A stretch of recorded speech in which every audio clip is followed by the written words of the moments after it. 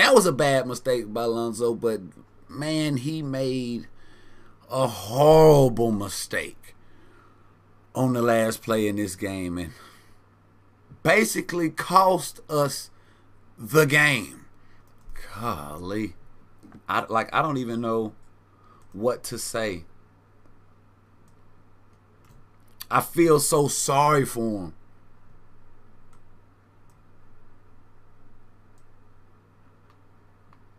But he should know better. You in the NBA. As you can see, the Knicks are taking the ball out on the sideline. They are down 3 points. We just came out of a timeout. So I'm sure Stan let them know no threes. No threes. So check out Lonzo right here. He's guarding Reggie Bullock, the best three-point shooter on the court for either team. He's wetter than that thing. And Lonzo got him. Okay, we got D-Rose taking the ball out. Now, he created the whole play. Watch him get loose. I didn't know D-Rose still got it like this. Look at their skirt. And Lonzo takes one step over to help, leaving Reggie open for three. Wham! Tie ball game. Very, very bad mistake. But it's all about D-Rose. I didn't know D-Rose was still cold like this, man. He was getting loose the whole game. Bledsoe couldn't guard him. I'm going to show you some receipts of that too. But look at D-Rose. Look at the move. Look at the skirt. And just gone. Bye-bye. And I waved, fool, as I blew by you. Just left him. Lonzo sees that. Lonzo's supposed to be hugging him right now. Like, no, look, see, he's already messing up. Already. Look, see, he shouldn't even be looking at the ball right now. Don't even be worrying about it. He's looking at the ball. Look at him. Don't even worry about him. What's going on? We up 3. He's not really looking at his man. Look, he's not really looking at his man where his man at. And look, he see him getting beat. This when he stops, just takes a step that way. You supposed to been the whole time hugging him, Lonzo. Hugging him. Love you, cuz. Hold him. Like he your Valentine. But I don't know what Lonzo was thinking right here. Left Reggie wide open. Night-night. GG. And then Lonzo had the nerve after he hit the 3 to call timeout and then turn around and tell everybody, my bad.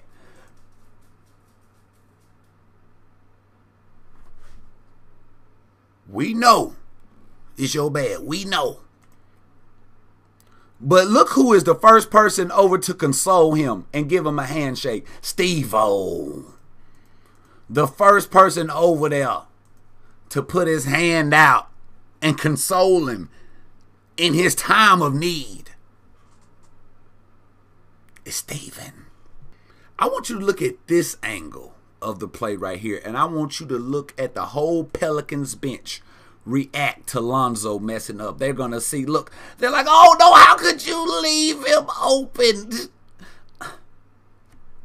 Look at Steve. Steven knew he messed up at this moment right here. Steven knew he messed up. It was 7.8 seconds left to go in the game.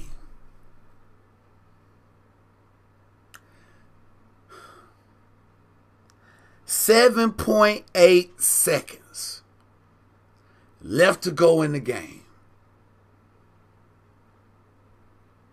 And we couldn't stop him. We couldn't stop him from shooting a 3. Please tell me y'all seen Stan Van Gundy's post-game meltdown that he had. Man, Lawrence, Stan Van Gundy was hot, man. You didn't hear about it? Man. Golly. I'm finna show you. Because when I seen the headlines and they were saying Stan Van Gundy calls out Lonzo's defense. I'm like, what? No. Not Stan. He didn't do that, did he? Yes, he did. He sure did. Stan Van Gundy had a post-game conference. You know, after every game, you had that post-game conference and them reporters were asking them questions. And Stan was giving them answers. And he basically threw Lonzo Ball under the bus. Like, he talked about him so bad. I don't see Lonzo Ball coming back and playing for Stan. I don't. And I'm telling you, LeVar Ball is cussing somewhere. Right now, LeVar Ball is cussing Stan Van Gundy out. He probably sleep, cussing him out in his sleep. But I want you to listen to this right here. Let me know if y'all can hear it too. This is Stan Van Gundy talking about basically what happened at the end of the game. Coach, how do you address these late game mistakes that keep costing you so dearly, like turnovers and helping at the wrong time? We addressed it directly after the game. There was no lack of clarity after the game. Do you have a teaching moment with Zoe specifically, one-on-one down the road? We addressed it after the game. We don't need to have it one-on-one. Everybody in the building knows what happened. Everybody in the building knows what happened. Listen to him. It wasn't just him. We screwed up that entire play. It wasn't just him. There were two mistakes on that play. They know what they are. We deserve to lose. When you do that, you deserve to lose. It's not like somebody threw in a tough one. We deserve to lose. Stan! And I agree. We did deserve to lose that game. Giving up that wide open three like that. Stan going in, y'all. He ain't through. He is not through. We've had a lot of difficulty in the last 3 minutes of games. Is there a through line in any of this as far as something consistently going wrong, or do you feel like it's different problems every game and it's all just kind of coming together? A little of both, but our lack of concentration coming out of timeouts, both offensively and defensively, to do and execute what we're supposed to do. Stan say they ain't listening. It's not good enough. So we're good enough to compete with people, but we don't do the things at the end of games it takes to win. Now, that's what I've been saying, that we got a whole lot of talent on this team, but somehow our record don't reflect that. Our record look like we a trash team, and I know we ain't a trash team. But I don't think it's all youth. I think it's you, Stan, not youth. You. Part of that's a learning experience, but today, no excuse whatsoever today. None. I don't care if you're a senior in high school, you can execute what we were supposed to be doing with 7.8 seconds to go. So, no excuse whatsoever.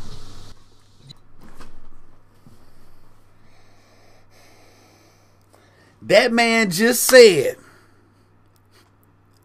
a senior in high school could have played better than Lonzo on that last play. That's basically what he said. He didn't say it like that, but if you read between the lines, that's what he said. A senior in high school would have known better than Lonzo Ball. I think he crossed the line. How you gonna say that about a grown man? But he ain't through, y'all. Offensively, so there's a lot of different things, but tonight's as frustrated as I've been because tonight's simple. Nobody had to make a play. You didn't have to make a play, make a shot, make a pass. You didn't have to do anything. You didn't have to do anything.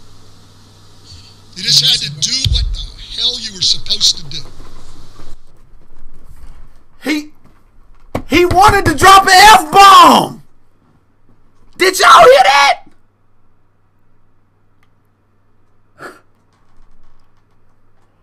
Stan. He had to catch himself. Listen to him. Simple. Nobody had to make a play. You know, you didn't have to make a play, make a shot, make a pass. You didn't have to do anything. You didn't have to do anything. You just had to do what the hell you were supposed to do. Stan going off on the squad, man. He going off on Lonzo. That's who we going off on.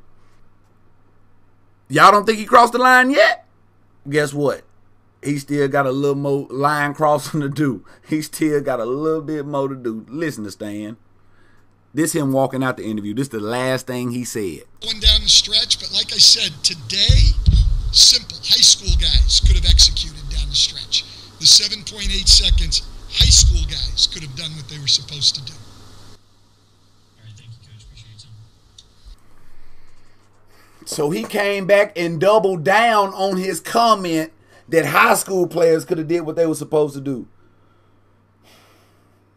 And the only person on the Pelicans that really didn't do what they were supposed to do, Bledsoe and Lonzo. Lonzo made the biggest obvious mistake by leaving a three-point shooter when you're up 3 with 7.8 seconds left to go in the game. You don't leave a three-point shooter open. And Stan Van Gundy gonna go on a press conference and say that a high school player could have did better than Lonzo. It's about to be smoke in New Orleans, y'all. It's about to be some smoke. Exactly. Stan officially hates Zoe. Exactly. How are you gonna keep a team together when the coach is doing that? Exactly. It's trash at the top, Lawrence, so it's coming all the way down. Exactly. Stan got the goal. They're not going to play for him anymore. They're not going to play for him. But again, Stan, I don't think it's the youth. I think it's you. I think you are the problem. You talking about youth, Stan. Do you want to know how crazy that statement is? The whole NBA is young. This ain't the 90s no more. The NBA, the average age of the NBA player is about 22, 23 years old. Young. What it sounds like to me is you making excuses for why you can't coach them.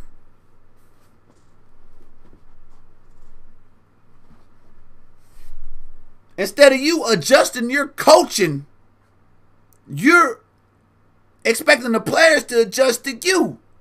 You can't just keep throwing up an excuse, the excuse that they're young, and keep thinking that's gonna fly by. They grown men. Them ain't no little boys out there. Them grown men, and they've been playing basketball their whole life. They know how to play. You need to coach them. Coach them up. Have you ever heard of that saying? Coach them up. And what you did, especially to Lonzo in that post-game conference stand, that is not coaching up your players. You're not building confidence in them. You're coaching them down, man. The whole NBA is young. You can't use this as an excuse to why you lost. The Knicks young. They just got a couple veterans on the team, just like the Pelicans do. Knicks got Tom Thibodeau, though. We got Stan Van Gundy. Like I said, this is my last game with Stan. I understand that Lonzo made a mistake. He shouldn't have helped off his man like that. He should have stayed up on him.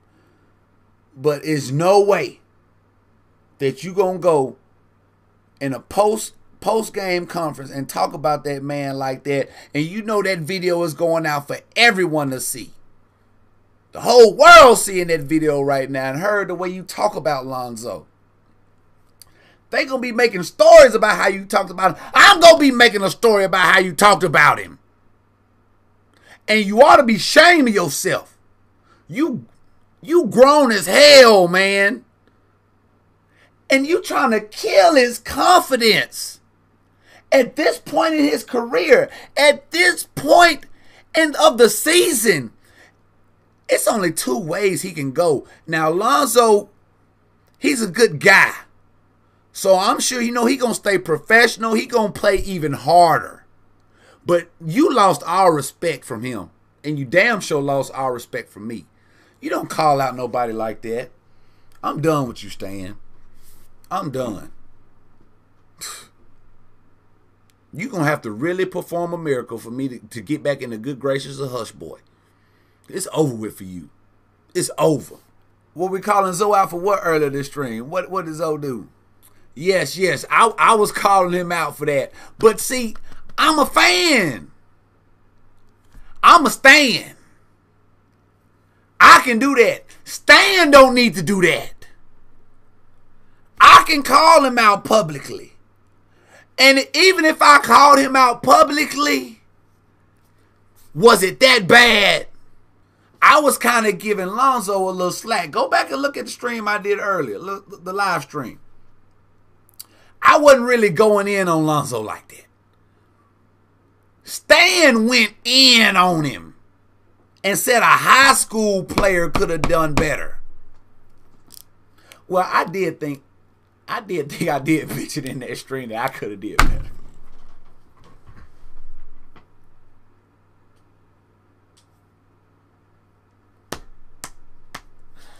But Devin, he ain't lying. But see the thing, Stan ain't lying. He's not lying. But as the head coach of the team, you don't go out and say that publicly about your starting point guard. Let me or Shannon Sharp say that. You don't say it, Stan. Please don't. And then he in the press conference, we addressed it back there. We addressed it back there. And he addressing it up here too, man. Petty. Stan know he out the door. Stan know. Horrible coaching. Because coaching is a whole lot more than just X's and O's and running plays. It's a whole lot more than that, man. These players got to be able to connect with you. You got to be able to connect with the players. And you can tell it's an obvious disconnect between the coach, Stan Van Gundy, and his players.